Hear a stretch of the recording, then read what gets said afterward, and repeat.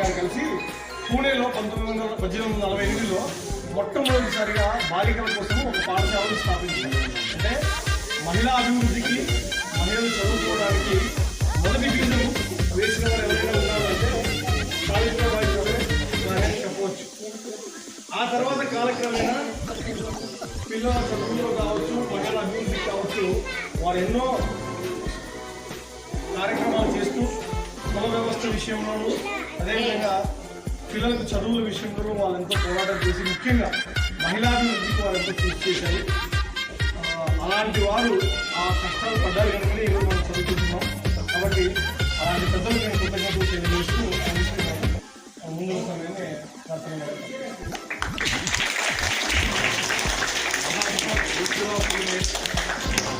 ఒకప్పుడు పెళ్ళికి పోయాడు.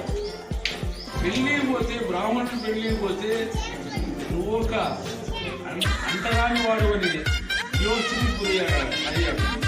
అటువంటి మహనీయుడు భార్యని నేను కూడా తమ్ముడు చెప్పినట్ల మొగోళ్ళే చదువుతుండేటప్పుడు అప్పుడు నోట్లో చెవులో సీసం పోసేవాళ్ళు, నేలకు పోసేవాళ్ళు. అలాంటప్పుడు చదివాడు ఆయన. ఆ చదువుతూ మొగోళ్ళోడే చదువు రాదు, ఆడవాళ్ళు కూడా చట్టాలు ఆడవాళ్ళు చదువుకున్నారని భార్యకి చదువు నేర్పాడు. భార్య ఏమైందంటే ఆమె ప్రతి ఒక్కరికి వాడలో పోయి చదువు చెప్పాలా అని పోతుంటే ఆమెకు పేడ ఓడుకుంటూ ఆమెకి గలీజు నీళ్ళు వేస్తే కూడా ఆమె తట్టుకొని ఆ రోజుల్లో చదువు నేర్చుకొని చదువులో తల్లి అయింది. ఎవరు? రమాబాయి, సావిత్రిబాయి ఫులే. ఆ సావిత్రిబాయి ఫులే ఈరోజు ఈ మన ఆడశక్తిగా, ఆదిశక్తిగా ఒక ఆడవాళ్ళకి విద్య నేర్పిందంటే ఆమె నుంచే వచ్చింది.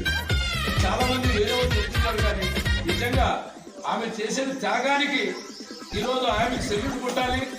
అటువంటి వ్యక్తి ప్రతి ఒక్కరికి విద్య నేర్పాలని విద్యను దారిపోసింది ఆ తల్లి.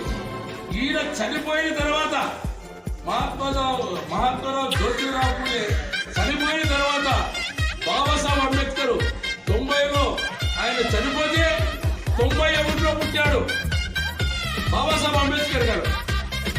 ఆయన ఈ రాజ్యాంగాన్నే రాశాడు. నిన్ననే నవంబర్ 26 రాజ్యాంగాన్ని లిఖితంగా అందరికీ ఆయన రాసి ఇచ్చాడు. రాసేదానికి 3 సంవత్సరాల 11 నెలల 18 రోజులు పట్టింది. 2 సంవత్సరాల 11 నెలల 18 రోజులు పట్టింది లిఖితపూర్వకంగా. అందుకోసమే నవంబర్ 26న ఆయన రాసినందుకే